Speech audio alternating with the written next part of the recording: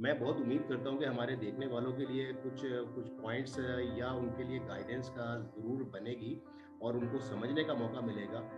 आज मैं गौर भाई आपसे ये सवाल पूछूंगा कि स्पोर्ट्स कितनी ज़रूरत है हमारी ज़िंदगी में, स्पोर्ट्स की क्या अहमियत है? भी मेंटल भी और कामयाब इंसान बनता हुआ हर माँ बाप चाहते हैं देखना, लेकिन हमें रोल प्ले करना पड़ेगा। पाकिस्तान में एजुकेशन में स्पोर्ट्स की क्या अहमियत है और कितने परसेंट आप देख रहे हैं कि इन्वॉल्वमेंट है स्पोर्ट्स की? जोर दिया था क्योंकि तरबियत होगी तो नेशन बिल्डिंग की बात करेंगे। जब नेशन बिल्डिंग होगी हमारा कल का फ्यूचर बड़ा स्ट्रांग होगा। लोगों से जुड़ी हुई चीज़ें हैं और ये वही बच्चे हैं जो आगे चल के पाकिस्तान का फ्यूचर बनते हैं भी हैं। फिर आपने पढ़ा भी है, हमें वो पैशन रुकने नहीं देता। क्या हमें पैशन होना बहुत ज़रूरी है? तो इफेक्ट हम देखते हैं, मैं किसी भी ग्राउंड में जाता हूँ तो बच्चे ऑर्गेनाइज या अनऑर्गेनाइज वे में खेल जरूर रहे होते हैं। वो और भाई को हम नहीं छोड़ेंगे, आप फिक्र नहीं कीजिएगा, इनको हमने पकड़ा हुआ है और इनकी सजेशंस, इनके थॉट्स, इनके आइडियाज़ बड़े वैल्यूएबल हैं। हम इनको इतने आराम से नहीं जाने देंगे और जितना मैक्सिमम हम इनसे बेनिफिट ले सकते हैं अपनी समझ के लिए, अपने काम के लिए, आपकी स्पोर्ट्स के लिए, वो जुड़ा रहेगा। और डिफरेंट आप जैसे लोग और लोग जो काम कर रहे हैं, इससे ग्रेजुअली अवेयरनेस बढ़ेगी और लोगों तक हम आपका मैसेज पहुंचेगा, जिससे इंशाल्लाह एजुकेशन और स्पोर्ट्स की दोनों में परफॉर्मेंस इंशाल्लाह इंक्रीज होगी। आज भी हम लकी हैं कि हमारे पास गौहर भाई हमारे साथ हैं। उनका ताल्लुक स्पोर्ट्स, क्रिकेट से और एथलेटिक्स से रहा है। अपने आइडियाज़ शेयर करेंगे, इनसे हम काफ़ी कुछ जानेंगे। कहने को तो दुनिया में हर बात बताई गई है, आप जानते हैं, लेकिन वो कहते हैं ना कि किसी की ज़बान से निकली हुई बात कुछ अलग असर करती है, अलग तासीर होती है। गौर भाई हमारे साथ है तो इनके अल्फाज और इनका अंदाज हमारे लिए कितना इफेक्टिव रहेगा ये तो आप खुद बताएंगे। थैंक यू गौर भाई, अस्सलाम वालेकुम, आपको वेलकम करता हूँ अपने प्रोग्राम में। कैसे हैं आप? वालेकुम सलाम अतर साहब, फैसल अतर, और thank you very much you have invite me in the your YouTube channel. और बहुत शुक्रिया, ख़ास तौर पे मैं, क्योंकि आपकी फील्ड क्रिकेट और एथलेटिक्स को दोनों को लेके चलता रहा अपने टाइम में, और अंडर 19 कराची से कुछ कराची ब्लूज में रहा, फिर उसके साथ साथ वहाँ से छोड़ के मैं एथलेटिक्स की तरफ चला गया, जूनियर एथलेटिक्स चैंपियन हुआ, फिर डिफरेंट लेवल पे 14 साल हर्डल और हाई जंप और डिफरेंट इवेंट में मुख्तलिफ डिपार्टमेंट और नेशनल और डिफरेंट लेवल पे मैंने पार्टिसिपेट किया और मेडल हासिल किए। और इसी तरह एक इंटरनेशनल साउथ एशियन चैंपियनशिप में पाकिस्तान येलो को मैंने रिप्रेजेंट किया और वहाँ मैंने पाकिस्तान इंटरनेशनल लेवल पे 6 पोजीशन हासिल की।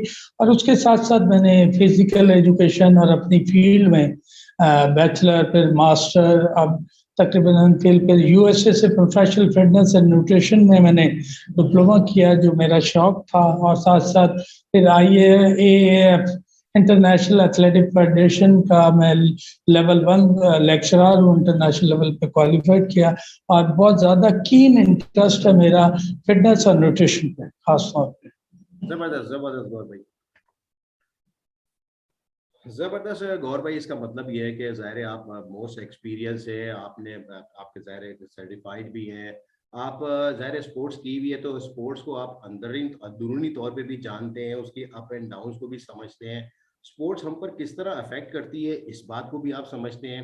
और ज़ाहिर है स्पोर्ट्स करने के साथ साथ अब आप सिखा भी रहे हैं, आप बता भी रहे हैं, तो बड़ा इंपॉर्टेंट हो जाएगा। और आपकी मेरी ये डिस्कशन, मैं बहुत उम्मीद करता हूँ कि हमारे देखने वालों के लिए कुछ कुछ पॉइंट्स या उनके लिए गाइडेंस का ज़रूर बनेगी और उनको समझने का मौका मिलेगा। आज मैं गौर भाई आपसे ये सवाल पूछूंगा कि स्पोर्ट्स कितनी ज़रूरत है हमारी ज़िंदगी में, स्पोर्ट्स की क्या अहमियत है?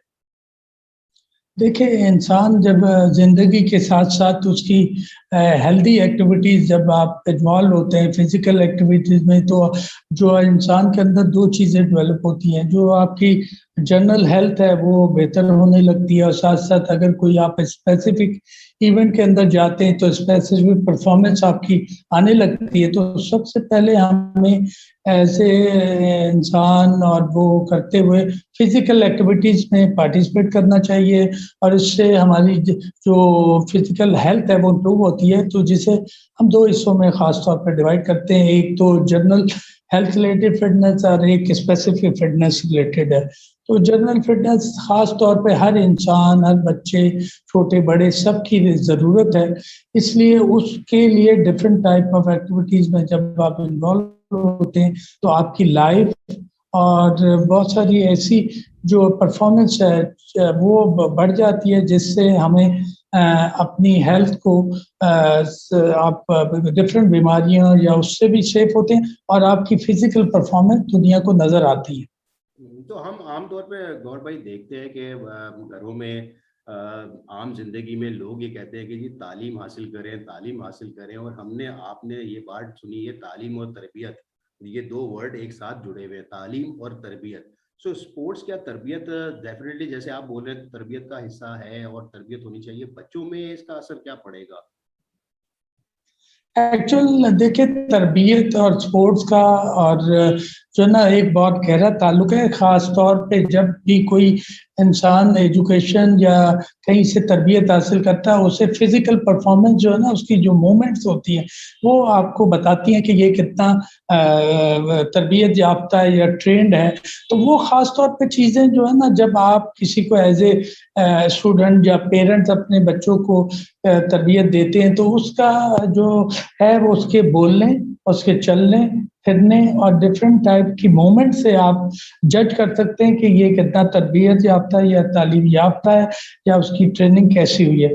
तो इसीलिए जो दुनिया में सबसे ज़्यादा इम्पोर्टेंट है एजुकेशन के साथ-साथ इसे की रोल है कि वो आपकी फिज़िकल परफ़ॉर्मेंस है, मूवमेंट्स हैं, वो घर के अंदर हों, बाहर हों, उससे लोग जज करते हैं और जिसकी वजह से आपका फिज़िकल बिहेवियर, मेंटल बिहेवियर भी नज़र आता है। तो ये तीनों चीज़ों को अहाता करते हुए आप करते हैं, तो ख़ास तौर पे पेरेंट्स को भी मैं चाहूँगा कि वो इस टाइप की तरबियत करें, जिसमें उनकी फिज़िकल बिहेवियर, मेंटल बिहेवियर और ये तमाम चीज़ें ग्रेजुअली इम्प्रूव हो सकें।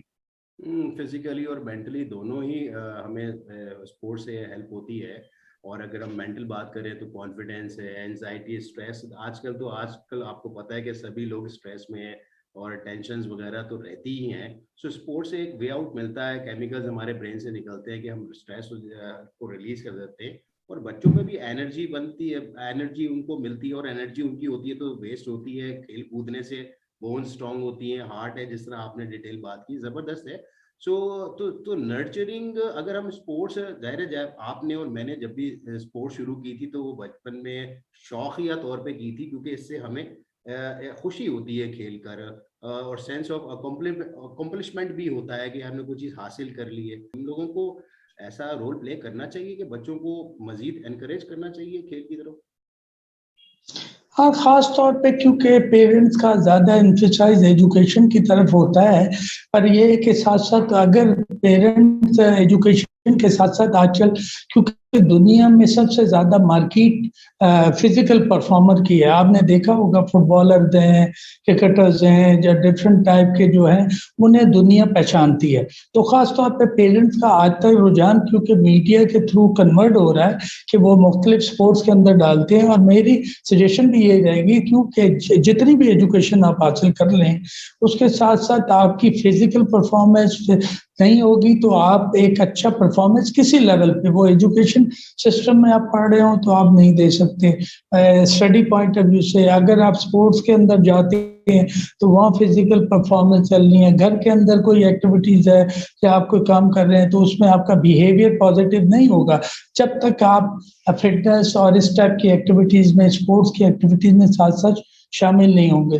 तो ग्रेजुअली पेरेंट्स को ये मैं सजेस्ट करूँगा कि वो डिफरेंट टाइप की फिज़िकल मूवमेंट जहाँ भी हो, वो घर के अंदर कोई प्रोवाइड कर दें फैसिलिटी छोटी-सी जगह पे, या कोई पार्क के अंदर ले जाएँ या ग्राउंड, क्रिकेट के ग्राउंड है या वॉकिंग ट्रैक है, वहाँ यूटिलाइज़ करके उनकी जो है ना फिज़िकल परफ़ॉर्मेंस और उनके अंदर डेवलप कर ले, तो उससे क्या होता है कि वो दुनिया में किसी भी सिनेरियो में वो जाते हैं तो अपनी परफ़ॉर्मेंस शो करके अपने जो आगे का टारगेट होता है उसे अचीव करने की तरफ चले जाते हैं।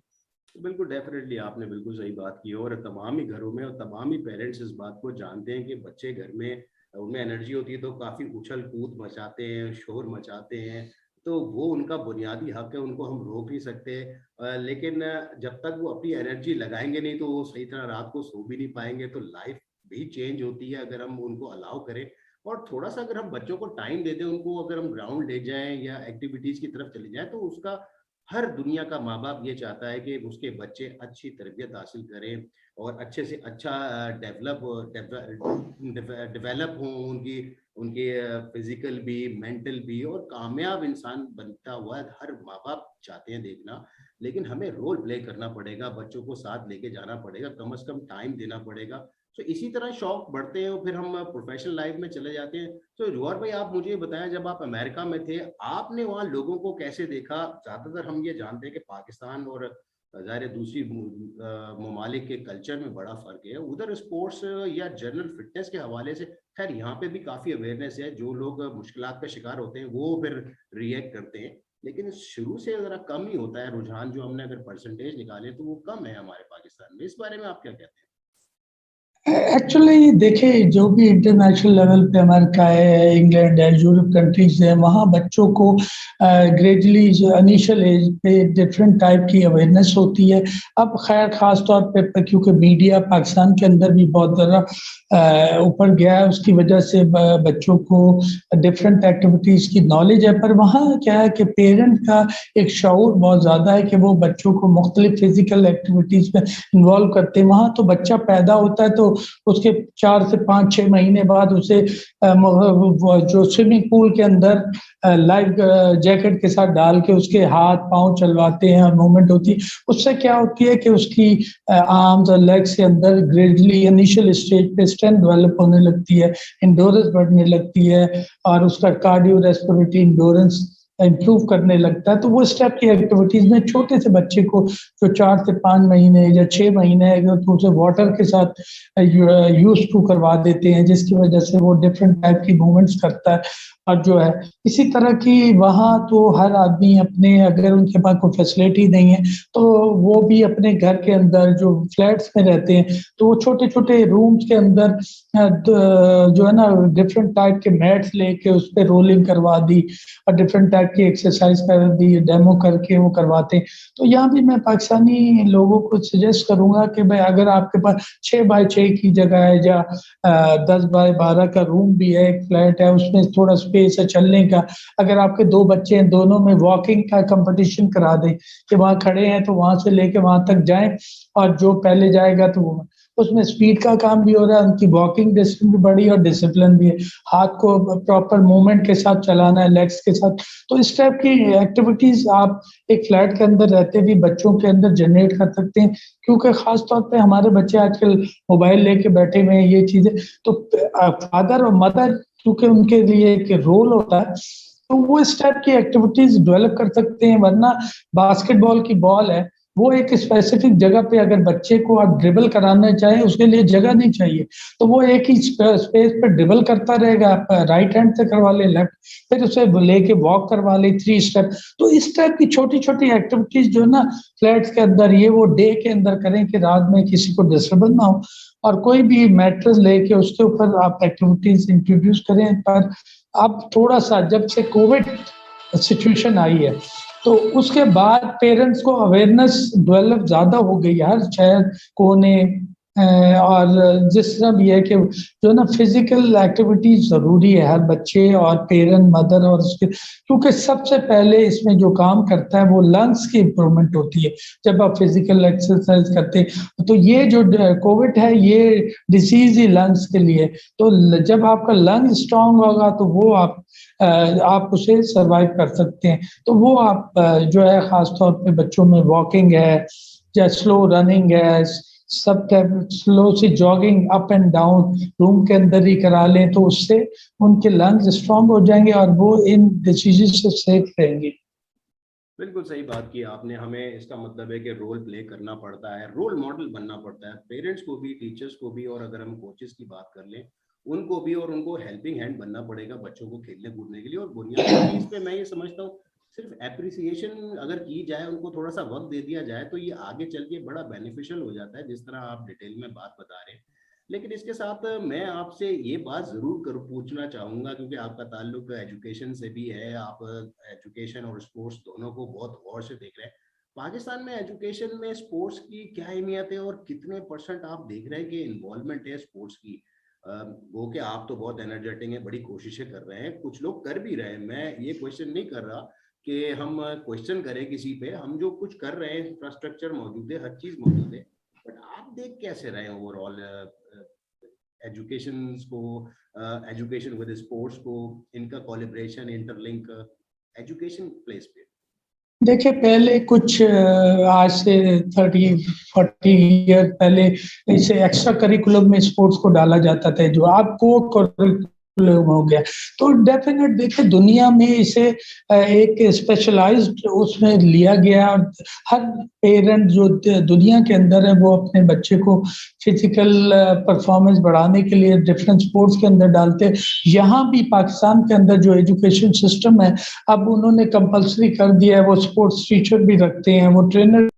भाई मैं आपसे अब यहाँ अगर आपको मैं रोकूं और आपसे पूछूं, जिस तरह आप एजुकेशन प्लेस पे हैं और आप स्पोर्ट्स से भी ताल्लुक है और जो आप एक्टिविटीज करा रहे हैं, आपकी नज़र में कितना आप देख रहे हैं कि हेल्पफुल रह रही है स्टूडेंट लाइफ में स्पोर्ट्स?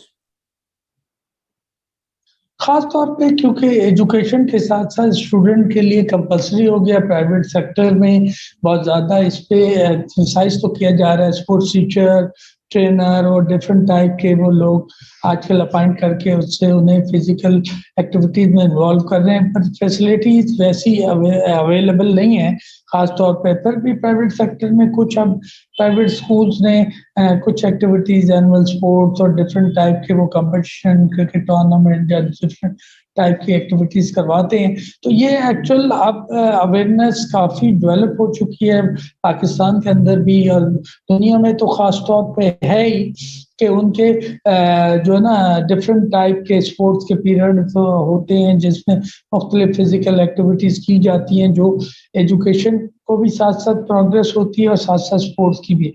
और ये कि स्पेसिफिक ट्रेनिंग उन्हें नहीं दी जा रही, ख़ास तौर पे जब मैं प्राइवेट सेक्टर में मुख्तलिफ जगह पे मैंने काम किया, बीकन हाउस स्कूल सिस्टम का एज़ ए हेड रहा, सिटी स्कूल का एज़ ए रीजनल हेड रहा, डायरेक्टर स्पोर्ट डीएचए में रहा, आईबीए को अभी मैं हेड कर रहा था। वहाँ फैसिलिटी ऐसी बनाई जो पाकिस्तान में कम है और वो चल रही हैं। तो हमने मुख्तलिफ टीम्स को बनाया और उन्हें ट्रेनिंग दे रहे हैं, मुख्तलिफ पार्ट टाइम कोचेज़। उससे ये हुआ है कि आप कुछ जो ना स्किल रिलेटेड परफॉर्मेंस और डिफरेंट टाइप की परफॉर्मेंस में इम्प्रूवमेंट होती जा रही है। अब ये अवेयरनेस ग्रेजुअली एजुकेशन सिस्टम के अंदर आती जा रही है कि ये हमारा कंपल्सरी पार्ट है इसके अंदर। तो इसी तरह जो हायर एजुकेशन कमीशन है, जो जितने भी बोर्ड हैं, वो क्या करते हैं कि एफिलिएशन ही नहीं देते, जिसमें स्पोर्ट्स या फिजिकल एजुकेशन और लाइब्रेरी का कॉम्बिनेशन नहीं होता, उन इदारों को वो रिकॉग्नाइज़ नहीं करते। तो इससे थोड़ा-सा चेंज आ रहा है, जिसकी वजह से ये अब इम्प्रूवमेंट के चांसेस बढ़ते जा रहे हैं, और डिफरेंट आप जैसे लोग और लोग जो काम कर रहे हैं, इससे ग्रेजुअली अवेयरनेस बढ़ेगी और लोगों तक हम आपका मैसेज पहुँचेगा, जिससे इंशाअल्लाह एजुकेशन और स्पोर्ट्स की दोनों में परफॉर्मेंस इंशाअल्लाह इंक्रीज़ होगी।